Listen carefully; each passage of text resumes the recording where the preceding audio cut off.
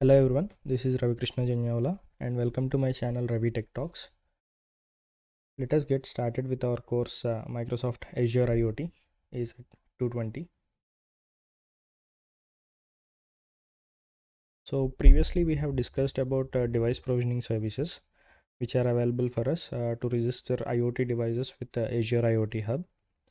So now we will discuss further into device provisioning services. One of the exam sections is managing device lifecycle.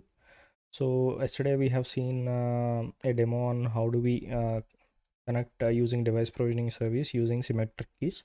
So now we will discuss further while recapping into the device provisioning services. We'll look at further into it and we will discuss more on X509 certificates. Okay, so mainly we will be covering these three topics, that is provisioning a device by using DPS, decommissioning a device, that is nothing but disenrollment. We have discussed that also briefly in a previous video, and deprovisioning and auto enrollment.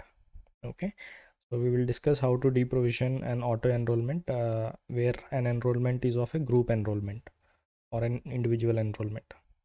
Okay, so if we have a recap of the device provisioning service, it's a auto provision service, a helper service which is provided by Azure. Okay, it's highly scalable. So if there are multiple devices which want to register with your IoT hub, so rather than doing it manually, you'll go ahead and use this service. So the devices will talk to the DPS, and the DPS will be a gatekeeper kind of a thing where it takes in the device required details, and it will assign based upon approval, it will assign that particular device its relevant IoT hub. Okay, you can connect to multiple IoT hubs using DPS. You can register multiple devices to multiple IoT hubs. You can have allocation policies, which we have discussed previously. It has cross-origin support. The permissions required are Savage Connect, registry, registry, right, and security protocols. It supports security in the sense protocols. It supports MQTT, AMQP, and HTTPS. And attestations, it supports symmetric key, which we have already seen, and it supports X509 and TPM modules. Okay, and a short recap on enrollment. So we have seen that after creating a DPS device provisioning service, so we need to add either an individual enrollment when we want to register a single device with an IoT hub, or if you have multiple devices which support the same attestation method, you can create group enrollments. So we have seen briefly on individual enrollment previously, and we have seen how to create a group enrollment as well.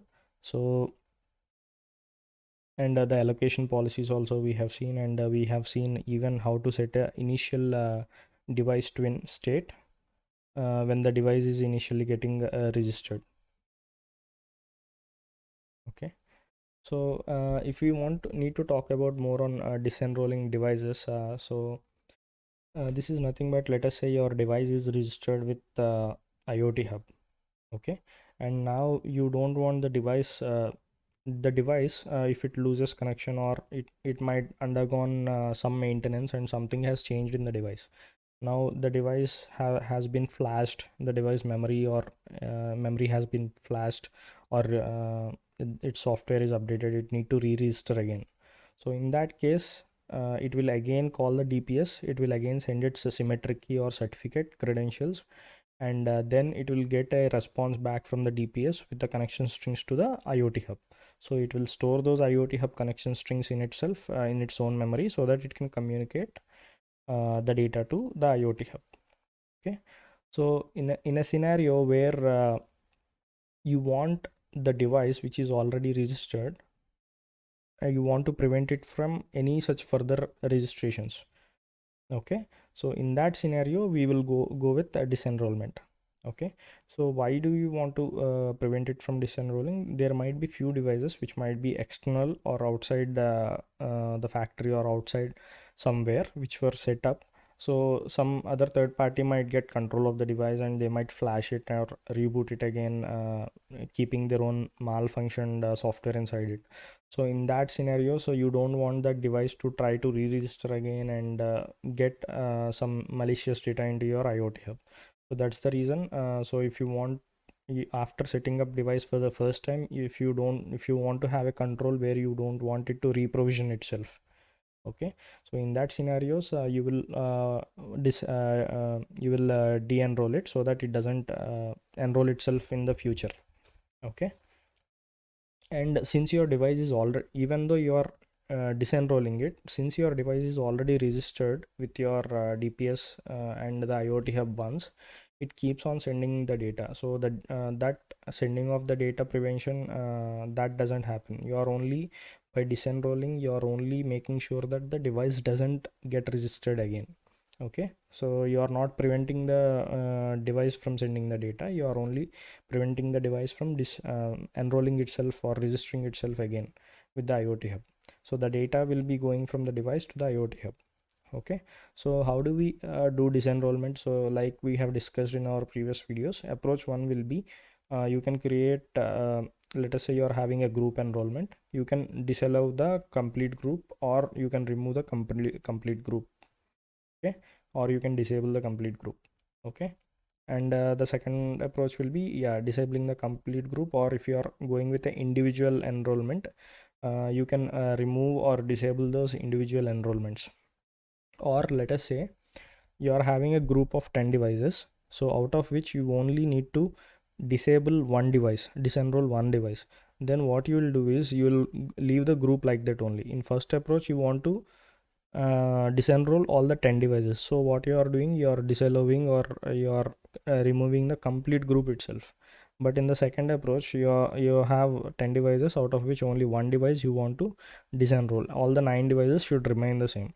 So in that scenario, what you do is you leave the group like that, and you create an individual enrollment for that particular one device, and you disable that particular device. Okay, so what happens is the individual enrollment overrides the group enrollment. So the priority is always given to the individual enrollment first, and then only it will go and see for the group enrollment. So for that particular device, if it is disabled, if it is added and disabled in the individual enrollment level, it doesn't go forward and check in the group enrollments. It will directly disallow it from re-registering again with the IoT hub at the DPS level itself. Okay, have even discussed our approach 3 itself in our previous example itself, that is with the group enrollment scenario. Okay, so if you are having a group enrollment, leave the group enrollment and create an individual enrollment and disable it, so that individual enrollment will override your group enrollment. Okay, then coming to deprovisioning the devices. So deprovisioning is nothing but disenrolling first, that is your first step, and then unregistering the device. So this unregistering the device, it happens at the IoT hub level. So when we were creating devices on the IoT hub level, you can see that you can either delete the device from the IoT hub, or if you don't want to delete the device, you can go and disable it. So previously also we have seen, when we go into the configuration of the IoT hub for that particular device, you can see that enable and disable flag are there. So you can just say disabled, and that device will be there in your IoT hub. But since the device is disabled, you won't be getting any data from your device to IoT hub. So deprovisioning is mainly for preventing the device from sending any data to the IoT hub. Okay. So to do this disenrollment and disenrollment and deprovisioning, so what are the software, what are the available SDKs or options what we have? We can do it from Azure portal, we can do it from Azure CLI, and even we have SDKs where if you want to automate it in the code level, you can do that. You can even use REST APIs. Okay, we will discuss more on the flow of device registration, so that you get an understanding of how the individual enrollment is going to overwrite your group enrollment. Okay, so for X509, let us take the scenario of X509 attestation. Okay, this will be your device registration flow. So you have an root certificate, okay, which is provided to you by an certificate signing authority. Okay, only use certificate signing root certificates provided by certificate signing authorities for the production. So don't use self-signed certificates, which is not recommended.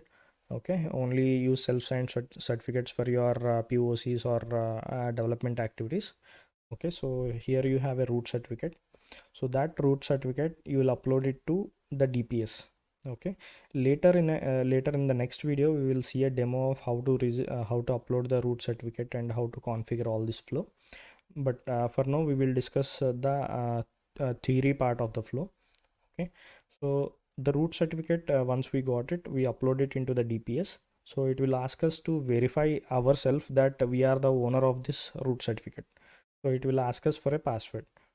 Okay, it will ask us to actually create, it will give us a key and it will ask us to generate another certificate, verification certificate, and it will ask us to upload that. So we will be, once we upload that, it will show that the root what against the root certificate what we uploaded, it will show us a green tick mark saying that the root certificate is verified and that we are the owner and we can use that. Okay, so from the root certificate, we will be creating intermediate certificate and device level certificates. Okay, so what we will do is from the root certificate, this individual enrollment can get an individual device certificate, and the group enrollment they can get their own intermediate certificates and group and device level certificates and all those things. Okay, so when they are trying to access when they are trying to register with the IoT Hub, they will be sending those certificates to the DPS. So when they are sending those certificates to the DPS, that certificate will get validated against the root certificate. So the entire certificate chain will get validated. So that's how X509 attestation works. Okay, so once that validation attestation is done, then the DPS will register your either individual or group of devices to your appropriate IoT hub based on the allocation policy. Okay, so going deep into this registration flow, so let us say we are having a IoT device. Okay, it is having an X05 device level certificate. Okay, it has sent that certificate to DPS to register itself. Along with the certificate, it has sent the device provisioning service registration URL, scope ID, and it has sent its own device identity details. What is the device ID and all.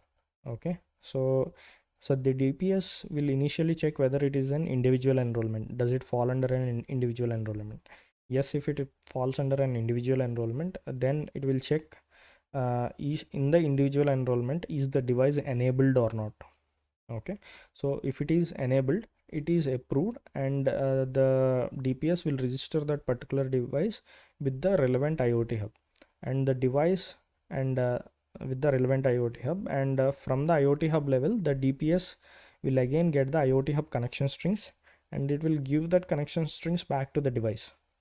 Okay, now the device stores those IoT hub connection strings.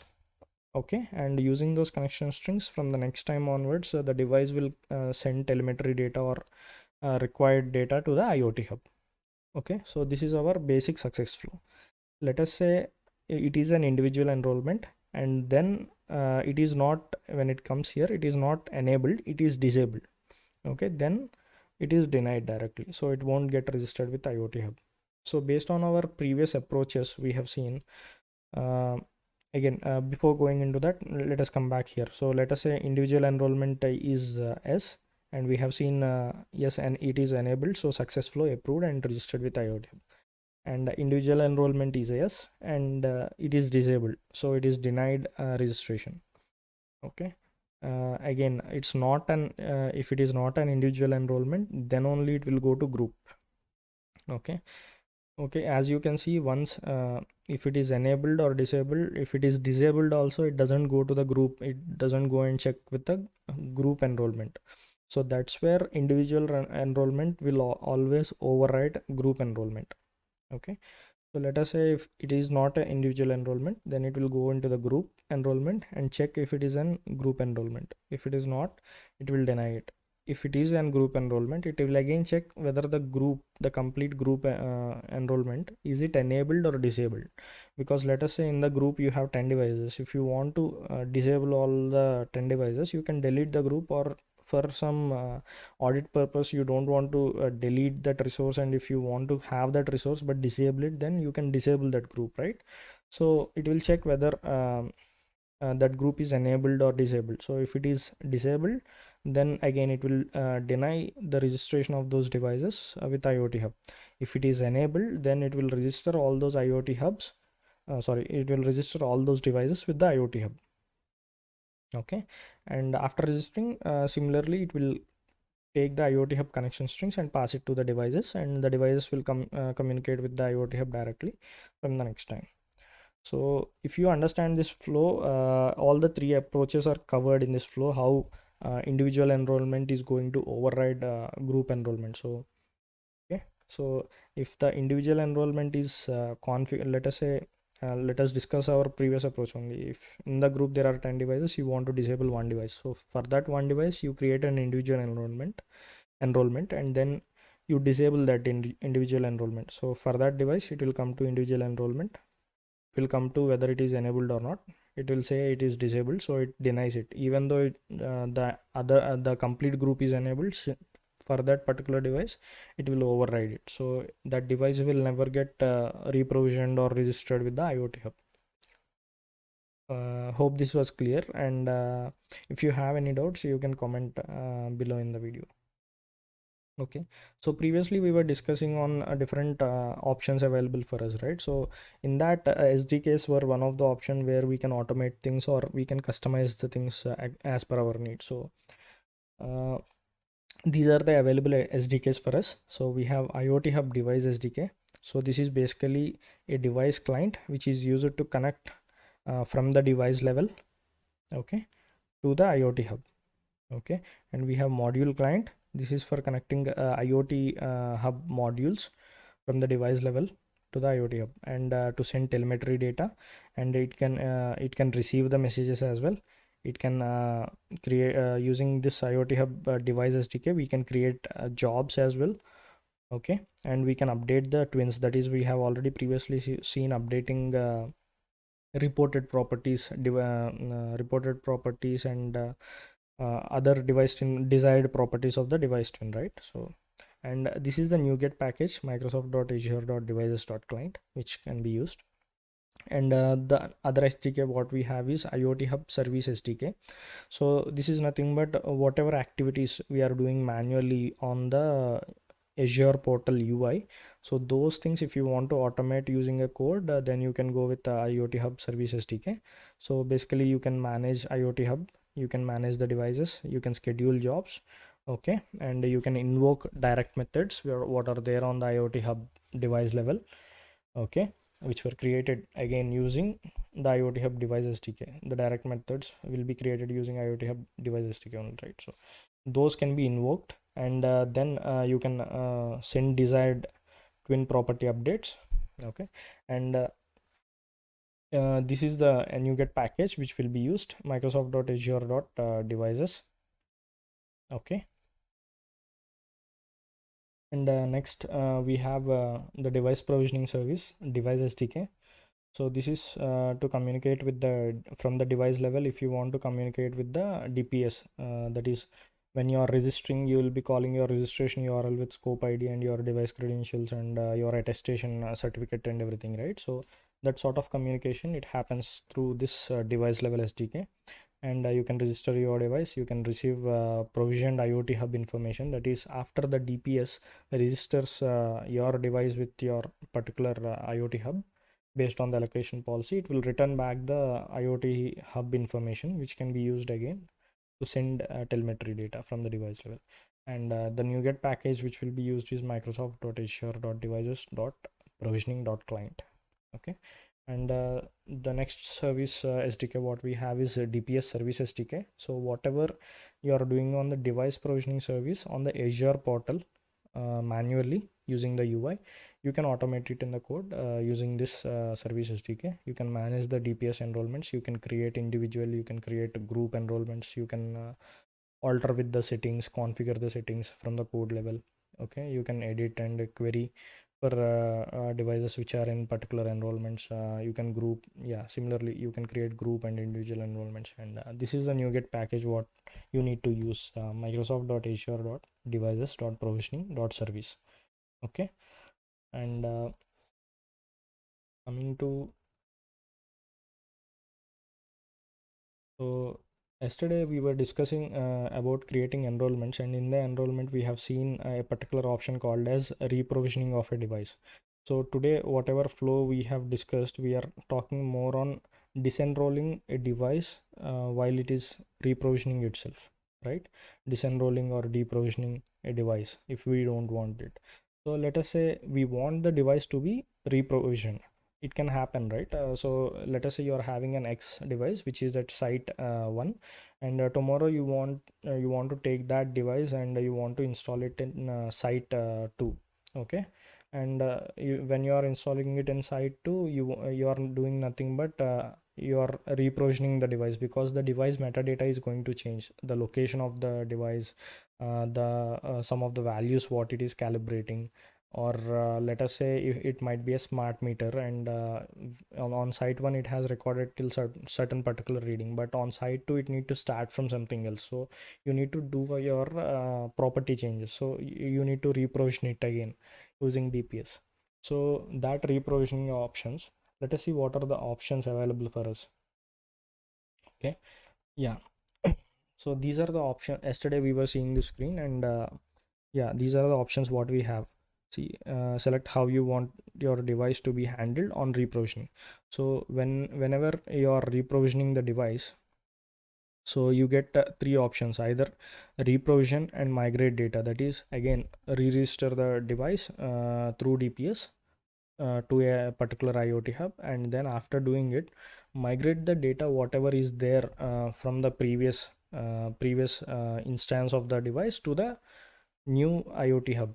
Okay, so you might be registering it to a new IoT hub, right? So again, migrating that data so that you have that continuity. Okay, let us say your device stopped for a few days, and then you have repaired it, and you flashed the memory, so it need to reprovision itself. So in that case, you're doing it from the same site, same location, so you want it to continue from where it stopped previously, so you want the previous data as well, so it is going to reprovision and it is going to migrate the data as well. Okay. And if you don't want it to migrate the data, you want to reprovision it and reset the device when there is some base metadata change, like location is changed or it's in a different site, and also like that. So you are reprovisioning it and you are resetting the initial configuration. So the initial configuration is nothing but your device twins, the reported property, the desired properties, and the tags, everything. You'll again reinitiate it. Okay. And this is again never reprovision. Okay. So when you are again if whenever you are creating an enrollment group or anything, if you want the device to be never reprovisioned again, you set it up once and you don't want it to get reprovisioned, you can even select this and create an individual enrollment. And here we were previously discussing about enabling and disabling in the enrollment, right? So this is where we are doing it like we have seen it previously. Okay.